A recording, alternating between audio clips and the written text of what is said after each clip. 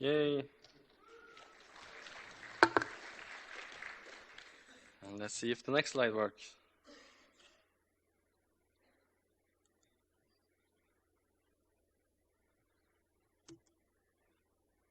Woo! Yeah, so that's the problem formulation that I basically submitted for this talk. I sent when I submitted this talk, that basically the level of kind of understanding of the hardware, even for the industrial luminaires, seems to have kind of slipped down over time. And the goal of this presentation then is, of course, to show that low-level thinking is still relevant today. So back in good old days, of course, we only had a few operations in a shader. We could only have like 8 instructions in shader model 1. And in those days, it was very natural to actually start doing this sort of low-level optimizations, because it was very easy to overview that short shaders. So if you had that simple shader there with only 3 instructions, you could of course realize that you can merge those two ones in the bottom there to a single multiply and add if you just update one of the constants. And that's a very obvious thing you could do back in those days. I think pretty much everyone was doing that in those days. But of course, those days are gone. Nobody's writing things in assembly anymore. We're writing everything in HLSL because, I mean, it wasn't the productive way of writing shaders anyway. And you know, today even artists are doing shaders like pulling boxes and pipes together, and of course all this is it's nothing wrong with this development of shading. It's a very natural thing to do, natural development. So, but the consequence, of course, is that we have gotten further and further away from the underlying hardware. So I have a sense that the shader writers, they kind of lost touch with the hardware, and that's kind of a big problem. And why is it a big problem? Well, if you just look at a simple example here, I really haven't done a whole lot of things to that line of code there. I just added a couple of parentheses and shuffled things around, and suddenly the shader is 40% shorter, 40% faster, hopefully. So I mean, that's a very obvious gain there. I'm going to talk a bit more about this particular case later. So basically, why do we bother with these optimizations? Well, better performance, of course. So you might think, but what if I'm not ALU bound? Do I need to care about this? Because I'm going to talk most about ALU things today as well. Well, even if you're not, you can still save power if you're making your units less utilized. If you're cutting your utilization down from 75% to 50% while you're bound by something else, you're still saving power on the chip, and you will run cooler, and you will have happier customers. Of course, once you start optimizing other parts of the pipeline, like for textures and meld, you'll get more punch. And of course, more headroom for new features as well, because we all know that's going to come anyway. Sometimes you hear the argument, of course, we will optimize that later on, like in the end of the project. But in some cases you can actually do that, but in other cases, if you realize at the end of the project that maybe we can compute the specular in a different way that's more friendly to the hardware, for instance, maybe it changes the way things look, and then you're kind of locked in. You can't really do that optimization because we don't want to retweak all the assets. And often there's a kind of a best way to do things. So you get a sort of a consistency when you start thinking about how the hardware works and write shaders that are good for that. So that kind of improves the readability in some cases. It's not always the case, but in some cases it really makes it more consistent. And of course it's more fun to optimize as well. That's a big factor. The compiler will optimize it. Yay. No, it won't. So compilers, they are kind of smart in many ways, but and even sometimes too smart for their own good, they even mess up with their own optimizations. So, but even when they're doing the right thing, the problem with compilers is that they don't really know what you're doing. They don't know what you're trying to accomplish. They don't have the whole picture. They really only know the semantics of the operations that you're writing in the shaders. So if you're writing, you're actually getting what you're writing, basically. So they can't really break rules and that sort of thing. They can, of course, in some cases, make up their own rules that they will then follow.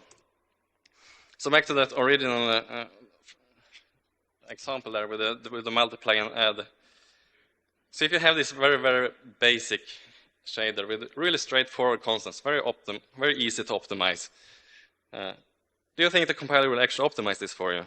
We turn that like add followed by multiply into multiply and add. So you pass it through the HLSL compiler, and this is what you get. And it's still an add followed by multiply. And then you check what the hardware is giving you. And you have this, like, and you start, why are you getting why isn't it applying this simple optimization here? Why isn't it turning it to like multiply by 0.5 plus 0.5? And the main reason of that is because we're working with IE floats basically. And the result might not be exactly the same if you start shuffling things around. And this is true on all hardware basically. There are some compilers that kind of ignore this. Basically the 360 compiler is really ignoring this. But PS3 and PC, they are really quite hard on this thing. They really do give you what you're writing basically. Whereas the 360 compiler sometimes even give you like infinities and nans in your constants, which is kind of bad. Anyway, so generally what compiler is good at, it's good at removing dead code and taking away things that is not supposed to be there, like folding constants. If you have constants you're multiplying together, it will slap those together if it can. But generally it doesn't change the meaning of the code, so you get what you write in many ways. And that, of course, the conclusion of that is that you need to write the shader the way you want the hardware to run it in the end. So you need to think at a low level. So basically, if we're talking about DirectX 10 level and above, the general rules here is the rules of the floating point standard, basically, with a few small exceptions here. Like you get 0.5 or 1 ULP instead of 0.5. So basically, you can have a little bit of noise in the last bit of your floats, essentially. And that's probably not something you're ever gonna really, nothing that's gonna bother you probably. And of course, another exception is that the MOV instructions, that you have flash things on math instructions. The norms are flashed, except for MOVs, which are bitwise copies, and a little bit of kind of weird rules on min and max as well. But generally, the compiler, it doesn't, I mean, this is about how it works on the D3 assembly level. But the compiler, when it takes things from HLSL down to that D3 bytecode, it kind of ignores, for instance, the possibility of ins and nans in the end of your operations there. For instance, if you multiply by 0, it will assume that the result is 0, even though you have the special case there with nan times 0 equals nan, for instance. And it kind of ignores that possibility there, unless you're telling it to do otherwise. So a fun fact here, you need to be aware if you're using that is nan or is finite calls, the compiler sometimes actually optimizes those away. So you need to stay ahead of that and make sure they're actually getting those if you need them.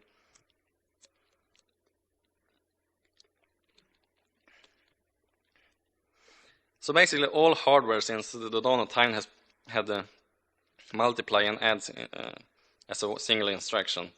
Whereas if you do it the other way around, do an add followed by a multiply, that's going to be 2 instructions. You have absolute values and negatives and set rates. They are for free, except when the way you're using it is forcing the compiler to insert a move instruction, just to make sure that this thing happens. I'm going to talk more about that later as well. Scalar operations, they use fewer resources than vector operations. And that's true even on vector architectures, because it can fill those other slots with other scalar operations in many cases. You're basically freeing up resources for other parts of the shader to come in there, even on those vector architectures and VLib architectures as well. And of course, very obvious things. If you're doing shader math that only involves constant, you're really doing it wrong. And if you're doing things in the shader that you can do elsewhere, you're also doing it wrong. Again, multiply and add. I'm coming back to this because this is really the most basic thing I see people missing all the time. Any sort of a remapping of a range from one range to another, that's a multiply and add. And if you need a clamp on that, of course, you have the set rate modifier on that. And if you're not going to clamp to 0 to 1, you can still do it in just 2 instructions. Just map it into 0 to 0 to 1 first, and then map it again out to your final range. So in the absolute worst case, there, the most general case is still just the mad set followed by a mad. The problem with the multiply and add, of course, maybe it's not the most intuitive form of all sorts of operations. Usually the slope is kind of intuitive. Offset at 0, maybe not, depending on what you're doing. But really what you need to do here is just look at the expression you have and remap it to a form that's more optimal for the shader hardware. So you can have like a start point and a slope, or a start point and an end point, or if you have a midpoint and a range and that sort of thing. Just very standard mathematical derivation there, just arriving at how to make this a multiply followed by an add. And here's a few more of those transform there. So basically the things on the left are how it might look before you do the transform to the thing on the right there. And I have a color coded this as well, so you see what is the slope and what is the offset in this transformation here. So, and most of this is really straightforward. There's nothing special about this. You should all know how to do this. The only thing that's maybe might surprise you is perhaps the last example there, where you have a x plus x times b plus c times d, because when you're reading it, perhaps you think it will turn into a two multiply and adds there, but it's actually the actual semantics of that thing is that you first do a multiplication a times b plus c times d, and all that together as an add in the end. So it's going to be multiplication, multiply and then add. So it's 3 instructions instead of 2. But if you're writing it as that second form there, it's going to be 2 instructions. Division is typically implemented as, if you have like a divided by b, it's implemented as a multiplied by the reciprocal of b. Although sometimes in the 3D assembly you're going to get a division instruction instead, but the driver will turn that back into an RCP instruction.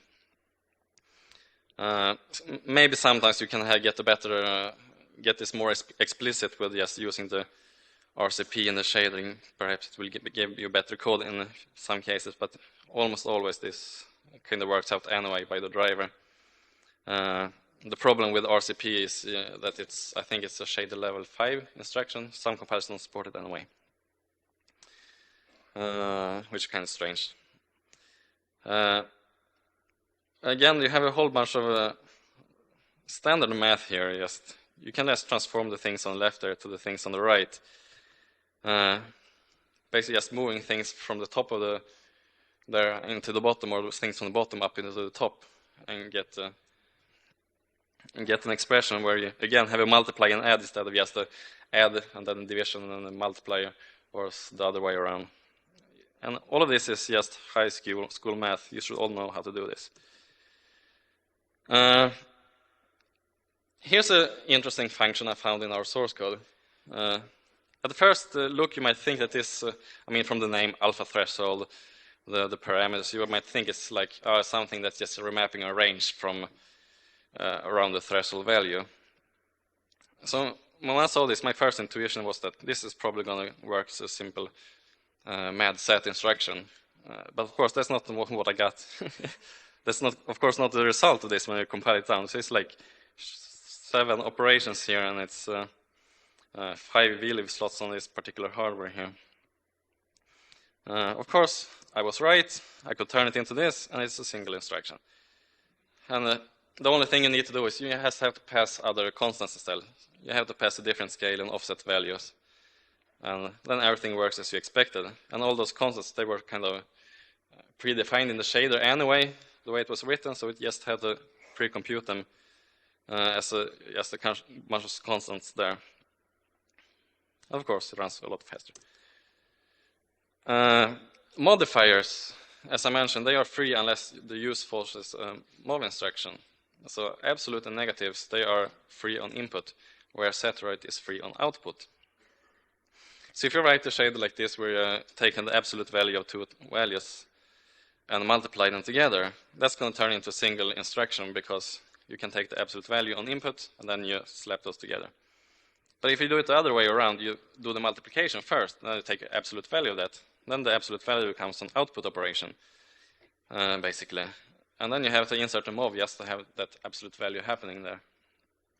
And again, the same thing with negative values. This is kind of, I don't know why you would ever write the way it's written there on the right there, but just an illustration that the same thing happens there with the negative values.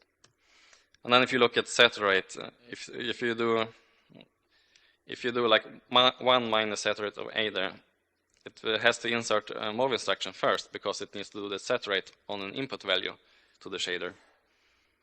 And then that's the addition there. Whereas if you're moving this inside of the saturate, it becomes a single operation because then it's saturating on the output of the operation. So saturate is free, but if you're clamping with min and max, that's not free because those are math instructions basically. So even if you only need to clamp on one end, if it's fine to clamp on the other one as well because you're not expecting values on that end or you don't care, then you should really use saturate anyway because then you can usually get that saturate for free. Unfortunately, the HLSL compiler is a bit stupid here. It's sometimes doing the reverse because if you have like saturate.a, it realizes that from math that .a, that's always going to be positive. Oh, I don't need to clamp at the bottom. Woo! And then it takes away that max with 0. And suddenly it makes your shader run slower only because of that. In those sort of situations, you can, of course, kind of obfuscate ranges and stuff for the compiler. It's not ideal, but it's a way to do it. In this case, you can work around because we're not having any literal constants. We can move around anyway. We can actually work around it using the precise keyword, which is kind of really backwards way to do it because usually precise makes things slower because you're enforcing strict IEE for that expression where you're putting it. But the reason why that works here is basically because saturate of nan is 0. So it forces basically the compiler to include that clamp at the bottom. And then in the end, the thing that will fall out is a saturate. So if you see the left case there, it's where you have the stupid HLSL thing going on. And then the right thing where you're just casting it to a precise float. We're getting a DP3 set there. It works the way it's supposed to work. And this is only the HLSL for PC, actually. We're talking about built-in functions. RCP, R square root, and square root, they map directly to hardware instructions. Square root is only DX10 level hardware and above. So currently in consoles, you have to watch out a little bit for that, maybe. One thing to think about here is that the equivalent math may not be optimal. So if you're doing, say, 1 divided by square root, you're going to get RCP of the square root. You're not going to get the reverse square roots there. So you really should write it explicitly as the R square root. When you're working with exponential logarithms, you should know that it's the power of 2 ones that are the native hardware instructions, and not the E-based and the kind of natural ones that are implemented in the hardware. They are actually implemented in terms of the power of 2 ones. And the same is true for the regular power function as well. There's one special case here that's kind of interesting.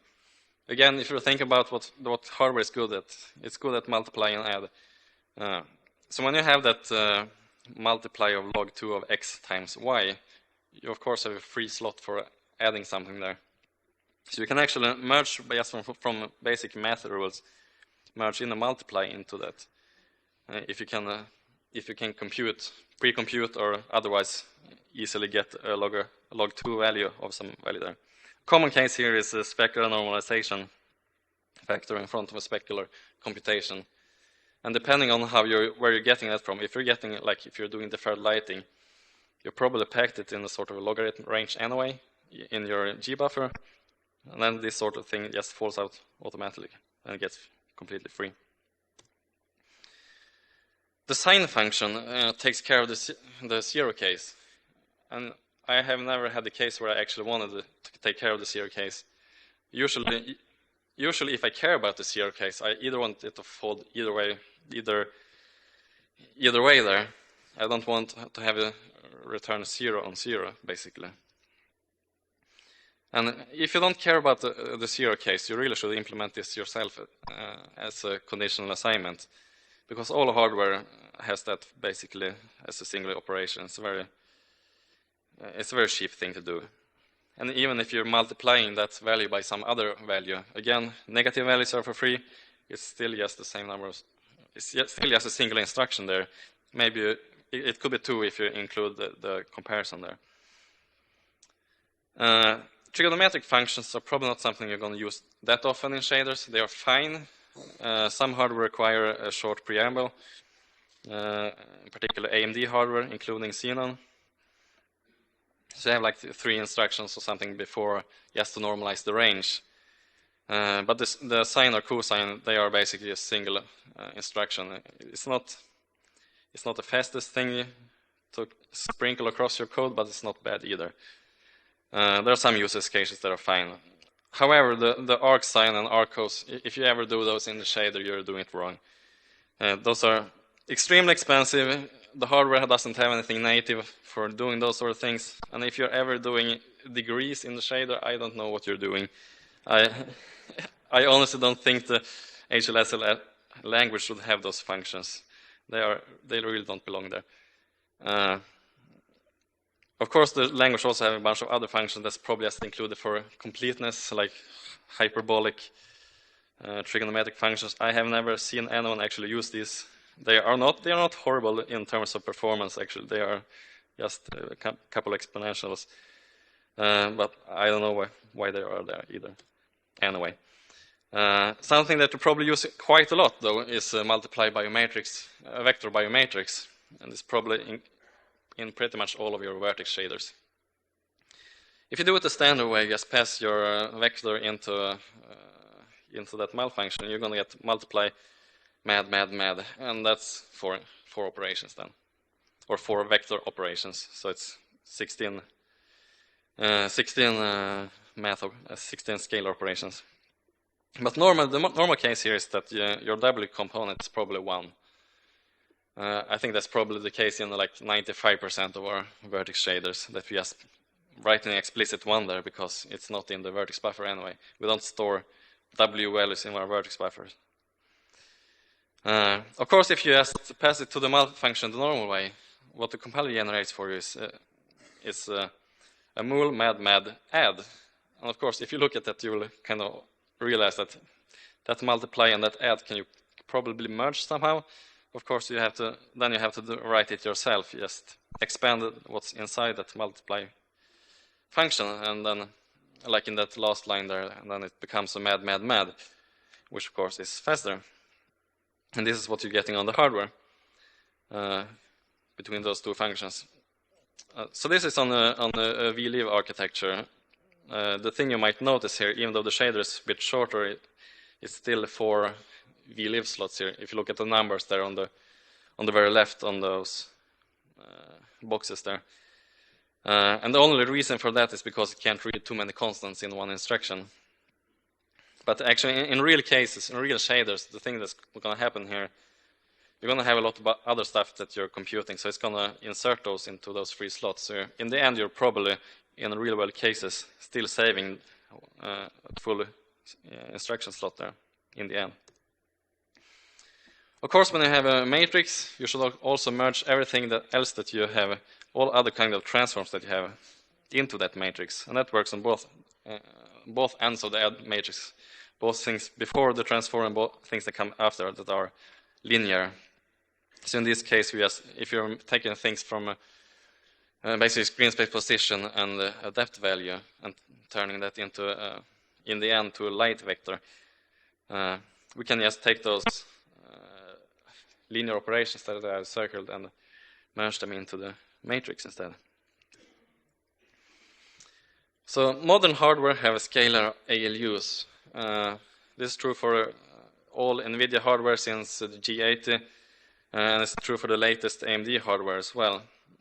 So in those kind of architectures, working with scalars is always going to be gay. There's like no exceptions at all.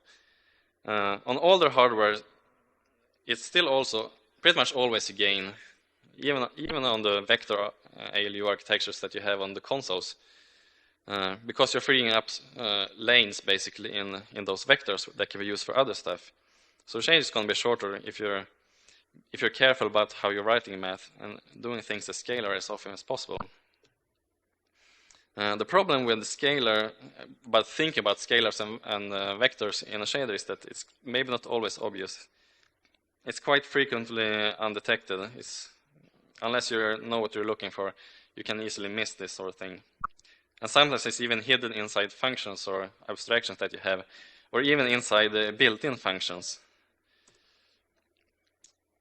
So what you really need to do is to work up the math in a lower level and try to separate those parts and really reuse sort of shared sub-expressions in different things you're computing. And really watch out for the evaluation order, because that matters quite a lot for how things are scheduled on the hardware in the end. So if you look at an extremely common function, normalize of a vector, this function takes a vector as an input and takes a vector as an output as well, but almost everything inside it is actually scalars. So basically it's defined as a reverse square root of the dot vector. And so basically you're computing a normalizing factor that you're in the end multiplying into your original vector. So if you instead making a function that basically just computes the normalizing factor there and handle that separately, you can in many cases do faster things with it. The notable exception here, of course, is the PS3, which has a built-in normalize. In that case, it's probably faster to stick to the regular normalize, but even in that case, there are some cases where it's actually beneficial to do it this way. And about those other two things here, I just want to mention quickly that if you have input parameters that are, especially lerp there, if you have input parameters where some of them are scalars, some are vectors, in some cases it's actually faster to write out the expression in a different way than it's implemented by the HLSL compiler, because it's faster or becomes fewer operations that way. So if you look again at hidden scalar math inside built-in functions, like in this case here with the normalize, if you want to have a vector of a specific length 50 here, the naive way of doing it is just to take normalize and multiply by 50. But again, this is not the optimal way to do it. If you're instead moving that multiply by 50 inside the function here and multiply it into that scalar part, it's going to be a lot faster. And when you have functions, there are many functions that have a kind of parts inside of them that's doing similar things, like normalize and a length of a vector, that they contain a dot vec, comma vec inside of them. So any sort of exact mesh is going to be reused by the compiler, but it's not going to realize when you have sort of mathematical relations between these when they're not the same. So as an example here, if you want to clamp a vector to a unit length, the sort of naive way to do that is right. If length v is greater than 1, then you just normalize the vector. And if you look at the assembly here, you will get the square root from the length, and you get the reverse square root from the normalize. And they are, of course, kind of related in a mathematical sense, but the compiler is not reusing this because it doesn't realize that. So the way you can do here is, if you start on with that vector, you start by expanding it to the low-level representation here. And then, of course, it becomes obvious it's the reverse square root and the square root. Of course, the most obvious way to optimize here, you might think, that square root there is not needed, I can just take it away. But I went another path here, and you're going to see why later. Instead, I flip it to a reverse square root there, and also flip the comparison as well, to unify the expressions, basically, so I can reuse them. And then I can basically move that reverse square root, that whole expression, outside of the if statement there. And then we're flattening flattening that if statement by using a min operation instead, because if it's clamped to 1 and you multiply by 1, you get the same result out. And then, of course, after that, you realize that you can also clamp on the bottom end there. You can transform that to a set rate, because we don't expect any negative values here. And of course, the HLSL compiler also realizes that you don't expect any negative values, so it takes it away. So that's why you need to put that all the trick I mentioned earlier with the precise float there as well. And then if you look at the hardware assembly here, you start out with a quite long piece of code there. If you unify the expressions first there, it takes away one instruction there. It's not a big gain in terms of operations, but it's actually one slot shorter on this particular hardware there. So it's going to run faster, notably faster actually. And then if you go all the way, it's quite a bit shorter in the end. It's really a lot shorter. And when you do it this way, you also can extend this to a more general case. If you want to clamp to a different length, if you want to clamp to 5 instead, you just need to merge that 5 into that normalizing factor there. And that's just one more scalar instruction, and you get a very general vector clamping function that's very, very well suited for the hardware. So expressions are evaluated left to right. That's just how the language works. It's like the same as almost any language out there, except for, of course, for parentheses and operator precedence. So what you need to do is place scalars to the left, or use parentheses to kind of specify the order things are multiplied together here. So if you look at this case here, if you have like at the end of a shader just multiplying all those factors together in the end, everything here is going to be expanded to float 3s here. So every all those multiply is going to be 3 scalar operations. But if you kind of sort them instead, it's many of those are only scalar operations then, so it gets a lot fewer operations here. But it can do even better, because especially if you're on VLib and vector architectures, because they are very sensitive to dependencies, especially at the beginning and end of scopes, or in particular at the end of a shader is very, very common kind of bottleneck for where everything is coming together to a single value. So if you write A times B times C times D in a shader, the semantics of that expression is A times B times C and that times D. So it's really like a chain instead of like a tree graph of that expression. So if you look at here, the same thing here, the one on the left here has only been sorted so that you have the scalar operations on the left and the vector operations on the right. And then if you look at the number of VLib slots here, it's going to be 5. But if you just add a couple of parentheses here, it suddenly only becomes 3 slots, because now it can do more of those things in parallel in the same instruction slot, in the same VLib instruction. So that's sort of a bit of a theory. So let's talk about the real world. Just for this presentation, I did sort of a case study for one of the techniques we have. We have a cluster deferred shading rendering thing, which I hope to be able to talk about at a later conference. But the thing about this, I spent a bit of time optimizing this, using basically just the sort of recommendations from this talk here. And I put in like 1 or 2 hours of work in that, just see what I could get out of it. And the original lighting code was it's kind of code that a lot of people have been looking at over the years. It was quite well optimized actually. But of course later as projects move on, and new projects start, you're going to add more and more prototype code on top of that. So it was kind of mixed quality. So I put down 1 or 2 hours, got about the shader about 7% shorter. And in the more like heavy case, it was actually running 10% faster, simply because I, of course, focused the most of my attention to the inner loop of that shader. So I was able to reduce the number of structures much more in the inner loop there. So you may think of that, 10% maybe doesn't sound that much. is it really? But actually for 1 to 2 hours of work for a single guy, that's quite a lot. Big gain. I mean, I don't know how much time we spent just getting 10-15% on PS3, like implementing a whole Tombola compiler pipeline, just shuffling things around randomly and spending weeks on a server farm to get this sort of thing running. So I mean, if you compare like that, the kind of gain you get for a very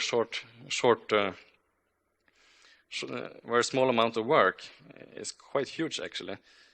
That's not. I mean, really not arguing against like high-level optimizations. You really need to do both. So the high-level optimization here was, of course, that we did this technique to begin with, because before we had the classic deferred shader renderer, and then we switched over to the cluster deferred shading.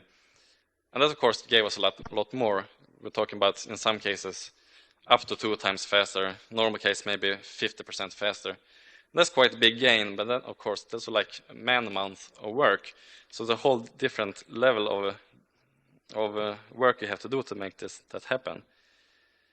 So the amount of bang for the invested time there is actually much better for the low-level optimization. Of course, the way I recommend is not really to just start attacking random shaders that you have in your code base. The way you should do is really be thinking about this from the beginning. When you write a new shader, you should really start thinking about, as you're doing your stuff, just think about what the hardware does from the beginning, so that your first shader that you check in should really be doing the right thing. I mean, the only case you really should start hammering around on existing shaders probably at the end of the project. Unless, of course, you haven't really been paying attention to this before. If you haven't paid attention to this before and your code is full of old unoptimized shaders, then, of course, you still need to do that work. But I really recommend that you always have these sort of things in mind, and the first thing you check in should really be doing the right thing from the beginning. Some additional recommendation. Please use these flags or tags that you can put on branches and loops and stuff, because they really make a big difference. Especially when you have like texture lookups inside of branches, it's really great to put that branch tag there, because the compiler is then going to turn that warning into an error. So you're going to notice it right away when you're doing things that are not optimal. Otherwise, the thing that can happen is, of course, that your large chunks of code is pulled outside of the branch, and maybe the whole branch even is going away. And you might not even notice it, because it's just a warning that just passed by in your compile stream. You didn't notice it. Don't do in the shader what can be done elsewhere. If you have sort of linear operations that can be moved to another earlier stage, like up into the vertex shader, please do that. Unless, of course, if that sort of thing is increasing the number of interpolators, you might want to be very careful about that, because that's actually not good on most hardware. And don't compute more than you need, and don't write more stuff out of the shader than you need. If you're rendering to a single channel texture or a 2-channel texture, you don't write a full float 4 bus just because that's the way it used to be done. Finally, how can I be a better low-level coder? Well, you should familiarize yourself with the GPU hardware instruction. And if you're working on PC, you should also learn the D3D assembly, because everything is going to pass through that layer anyway, whether you like it or not. So if something is screwed up on the D3D bytecode, it's going to be screwed up in the end as well. So you have to make sure that both those stages are fine. You should familiarize yourself with the HLSL to hardware code mapping. So my favorite way of doing this is to use the GPU shader analyzer. It's probably the best tool for this. Just write the shader on the left, and you compile, and you see directly on the right what kind of assembly level you get, assembly instructions you get on the hardware. And then you can see, just experiment with a different way of writing the same thing and see what happens, what is faster, and kind of build an intuitive feeling for what sort of a high-level code is generating the best low-level code. Of course, keep track of what happens when you edit shaders, so that whenever you're checking in a new shader to your source control, you should really know how it affects the performance of that shader. And of course, always do real-world benchmarks. Don't just assume too much, and because you might be bound by other factors than what you think you are bound by. So, optimize all the shaders. Woo! A couple of references here. You can look them up later. And this, of course, a standard message from HR. We are hiring. Please talk to me later if you're interested. New York and Stockholm. And with that, I'm ready to take some questions.